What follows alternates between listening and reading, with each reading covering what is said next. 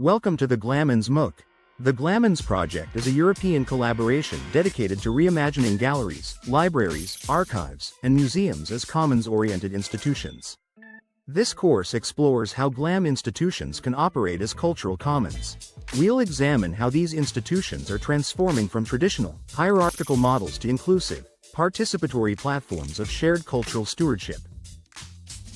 Now that we've explored what commons-oriented GLAMs look like and why they matter, it's time to turn to a crucial question.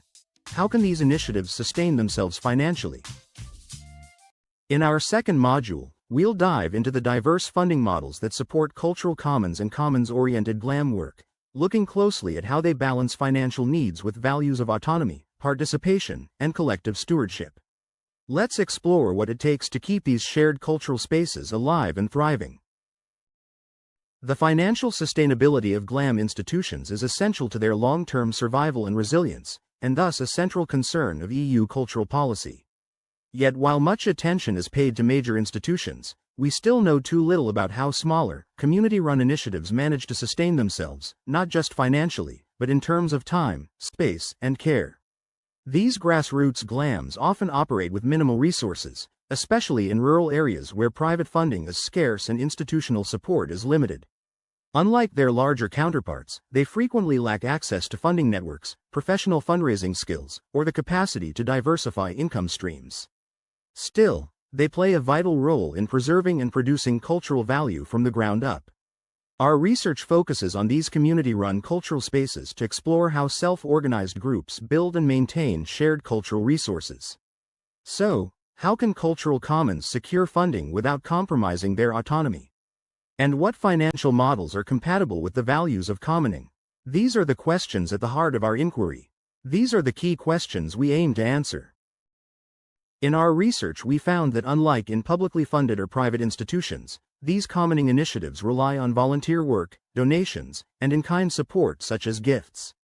Their financial models prioritize autonomy, horizontal governance, and self-organization. One of the most critical funding mechanisms for commons-based cultural initiatives is pooling volunteer labor. Thus, their core financial resource isn't money, it's people. The ongoing engagement of commoners and volunteers ensures that activities like programming, exhibitions, workshops, and community outreach continue to thrive. Most commons initiatives operate with two levels of participation and engagement. A core group, the commoners. These individuals take on organizational responsibilities, such as planning events, maintaining relationships with partners, and managing day-to-day operations. A wider network, the volunteers. This includes people who attend meetings, contribute to working groups, or assist during events. Nevertheless, everyone involved contributes time, skills, and labor, and thereby creates shared wealth beyond financial capital. The second key funding source is membership contributions. These can be regular fees, monthly or yearly, one-time investments from each commoner, in-kind contributions, such as books, videos, or art pieces, which are particularly relevant for archives and libraries. Beyond memberships, some groups turn to crowdfunding to finance major projects, such as necessary expansions, relocations, or renovations. Here they rely mostly on their existing local networks to mobilize support. Some initiatives also receive funding from political foundations, local banks, or public cultural funds. However, those often come with strings attached. Some others generate income through events. But most rely on the resources and money that comes from the members, their volunteer labor, and their social networks for donations.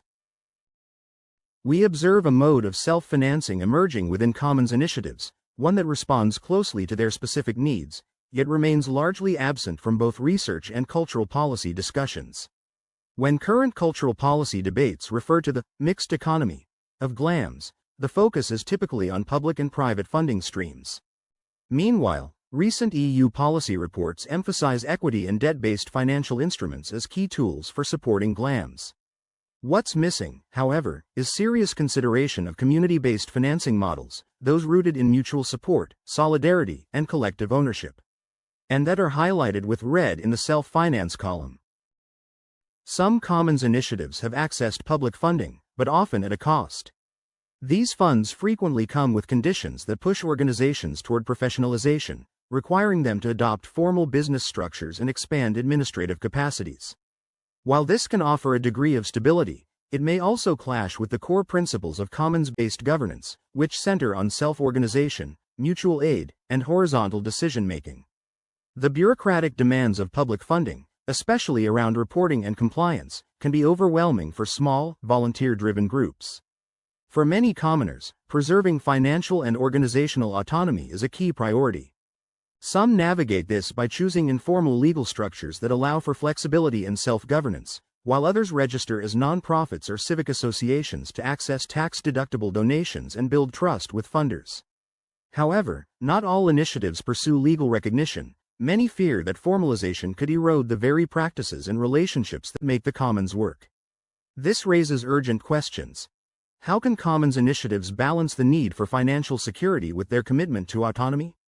What funding models genuinely support horizontal governance? And how can cultural commons sustain themselves without becoming entangled in market logics or top-down institutional frameworks?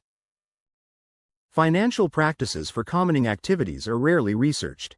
Yet if commons are understood as a complex social system based on indirect social reciprocity, then financial practices are needed where an individual's contribution is not linked with a direct exchange of value with another, but rather on fair share contributions to the larger collective that provide less quantifiable, and often unmeasurable, benefits over longer periods of time and to the community. This is confirmed in our research as for the investigated cases most important are financial practices that keep the autonomy of the organization, come with little demands in terms of auditing, reporting and deliverables, enable risk-sharing, participatory, horizontal governance and indirect social reciprocity. Our analysis suggests that the following three conditions help to define financial practices for commoning.